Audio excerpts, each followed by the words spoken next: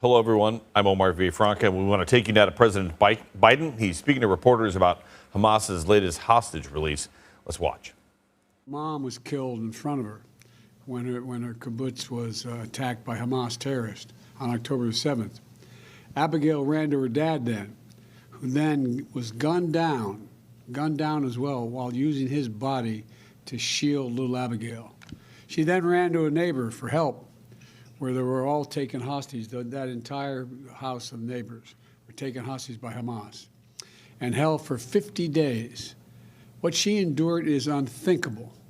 Abigail was among 13 hostages released today from Gaza under the brokered and sustained, though intensive, U.S. diplomacy. She's now safely in Israel, and we continue to press and expect for additional Americans will be released as well. And we will not stop working until every hostage is returned to their loved ones. As I said when I spoke about this deal on Friday, this has been the product of a lot of hard work and weeks of personal engagement for me and my team. We've been in close contact with the leaders of Qatar, Egypt, and Israel, speaking with each one of them repeatedly over the past few weeks to help secure this deal. We spoke again yesterday with the Emir of Qatar, I owe special thanks to, in order to keep the hostage release on track and push for Abigail to be part of this release. And I'll be speaking again shortly with Prime Minister Benjamin Netanyahu. And we will continue to remain personally engaged to see that this deal is fully implemented and work to extend the deal as well. For weeks, I've been advocating a pause in the fighting for two purposes: to increase the assistance getting into the Gaza civilians who need help, and to facilitate release of hostages. And we know that innocent children in Gaza are suffering greatly as well, because this war that Hamas has unleashed has such consequences. Thousands have been killed, and from the earliest days of this crisis, I've worked closely with President Sisi of Egypt, the Israeli government, King Abdullah of Jordan, and leaders throughout the region to expand the delivery of critical humanitarian assistance to help innocent Palestinians in need who are not part of Hamas. Under this deal, fighting in Gaza has now been paused for 3 days. Over that time, 58 hostages have been released, including a Thai, a Filipino, and Russian nationals. Dozens of families have been reunited. And we worked urgently to take advantage of the pause to surge aid into Gaza. We've moved approximately 200 aid trucks into Gaza each day, loaded with food, water, medicine, fuel, and cooking gas. More is needed, but this deal is delivering life-saving results. Critically needed aid is going in, and hostages are coming out. And this deal is structured so that it can be extended, to keep building on these results. That's my goal. That's our goal, to keep this pause going beyond tomorrow so that we can continue to see more hostages come out and surge more humanitarian relief into those who are in need in Gaza. We've seen this is the day-by-day approach, hour-by-hour process. Nothing is guaranteed, and nothing is being taken for granted. But the proof that this is working and worth pursuing further is in every smile and every grateful tear we see on the faces of those families who are finally getting back together again. The proof is little Abigail. More than 20 other children, 18 years and younger, have been released. They've been released through this deal as well. They've endured a terrible ordeal, and they can now begin the long journey toward healing. And I'm going to continue working with the Emir of Qatar, President Sisi of Egypt, and Prime Minister Netanyahu of Israel to do everything possible to see the hostages are freed, all the hostages. I'm grateful for the personal partnership as we pursue this deal from each of those men I just mentioned. And as we've worked together to see all this implemented, and now to try to extend it further. I'll continue working with all our partners to take the hard but necessary steps to build an integrated and more prosperous and more peaceful future in the region. A two-state solution is the only way to guarantee the long-term security of both Israelis and Palestinian people. To make sure Israel and Palestinians alike live in equal measure of freedom and dignity. We'll not give up on working toward that goal. So thank you very much. But thank God she's home. The little, I just can't imagine the enjoyment and I wish I were there to hold her.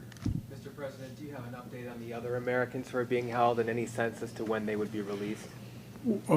We are hopeful, but I don't have anything firmly to tell you at this moment. Sir, do you expect that if you are able to use this momentum to extend the pause, have you extracted any guarantees about proof of life for other hostages, or do you have an expectation of how much longer you could push this pause? Well, look, you know the deal calls for every 10 hostages released to extend another day. So I'm hopeful this is not the end. It's going to continue, but we don't know. And but I get a sense that all the players in the region, even the neighbors who have been directly involved now, are looking for a way to end this so the hostages are all released and Hamas is completely, how can I say it, no longer in control of any portion of Gaza. And do they have control of all of the hostages, or are there still other militant groups that you have to deal with? We think there are probably other militant groups, but we're not certain. Mr. President, how is Abigail doing? What's her physical condition? Do you have any information? I haven't gotten that information. I just wanted to let you know immediately. They were going across into Egypt, as you recall. That was the route. But an older, non-American, elderly woman is very sick and was in need of immediate medical help. So they arranged to cross directly into Israel to be able to take her to a hospital. All I know is that she has been held. I don't know. I haven't seen a photograph. I've just been in communication with my team. But she is safely ensconced in Israel. But there's a lot more work to be done. How many days would you like to see the pause go on for? I would like to see us move to a point where we were able to, well, let me put it this way. I'd like to see the pause go on as long as prisoners kept coming out. All right, thank you all so very much. I know, we have to call you. I know you say, what's he calling me with only 10 minutes or so notice? I said, that's the notice I get, because we didn't know, I didn't want to be having this press conference if they weren't physically, even when they were in the Red Cross ambulance, I didn't want to do it because they were not out. They were still in Gaza. So I don't thank you enough, but thanks for your patience. And I know it's... We're here anytime, sir. All right. Jill, I thank... Happy holidays. Okay, happy holidays to you guys. Thank you, Mr. President. Thank you, sir.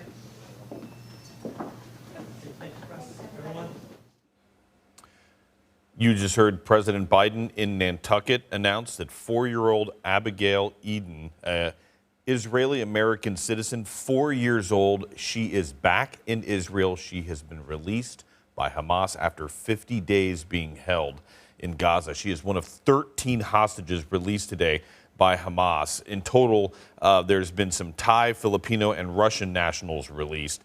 President Biden says he wants to see aid trucks going in and hostages out, about 200 aid trucks going in a day to Gaza to offer food, water, cooking oil for the people who are still there. He also wants to extend this ceasefire, which is on day 3, into longer days. There are stipulations for that. If Hamas releases 10 more hostages, that will buy them another day of the war starting. But both sides have said the second this ceasefire is over, the warring will continue. We're going to continue to monitor this situation because it is very fluid.